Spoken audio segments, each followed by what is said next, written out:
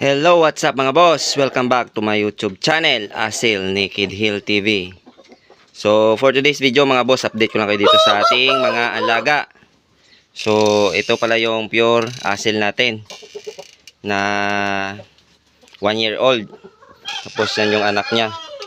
Pinares-pares ko lang siya muna dyan para mas mabilis tumapang yung ating stag na 6 months old.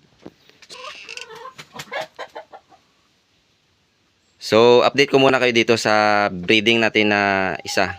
Dito sa one-time winner natin na Belgian Asil. Tsaka yung sa pure Asil natin na hen. Yun o. Yun. Ito na nga sila mga boss. At i-check natin yung itlog niya. Yun, 2, 4, 6, 8. May 8 na siyang healthy na mga itlog. Dahil makakapal yung kanyang shell. Yun o. So, at update ko na rin kayo dito mga boss sa ating mga warriors. Hindi pa natin sila magagamit mga boss dahil kasukulukuyan silang naglulugon mga boss. Ito nga pala siya. At sarap na sarap sa init ng araw. Yun, patayuin muna natin siya. Yun o. Naglulugon pa siya mga boss. Yan yung one time winner natin mga boss. Yun o, sarap na sarap siya sa init ng araw mga boss. At ito naman yung update dito sa isa pa nating warrior mga boss.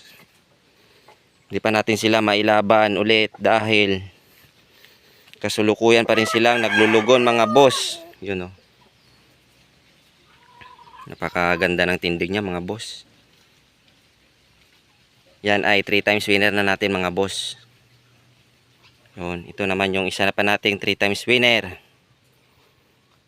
Hindi rin natin siya mailaban pa ngayon dahil kasulukuyan pa rin siyang naglulugon. Yun o. Yun.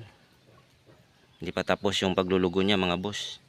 Siguro mga November pa ito magamit o mailaban ulit. Ganon din to mga boss. Hindi pa natin to mailaban ulit. Dahil hindi pa tapos yung buntot niya. Tapos yung pakpak niya mga boss ito. Hindi pa yan tapos. Kasulukuyan pa rin siyang naglulugon. Mukha niya mga boss oh. Yun. So yun lang muna yung mga update dito sa aking munting manukan mga boss. Sana'y patuloy niyo akong pasuportaran dito sa aking hilig sa pagmamanok ng Naked Hill. At gusto ko lang magpasalamat sa walang sawang sumusuporta sa akin, sa mga solid subscribers ko. Sa 490 subscribers na tayo mga boss. So maraming salamat sa inyo. So hanggang dito na lang muna mga boss. Lagi nating tatandaan na ang sabong ay sports lamang. Huwag tayong magpakalulong sa sugal.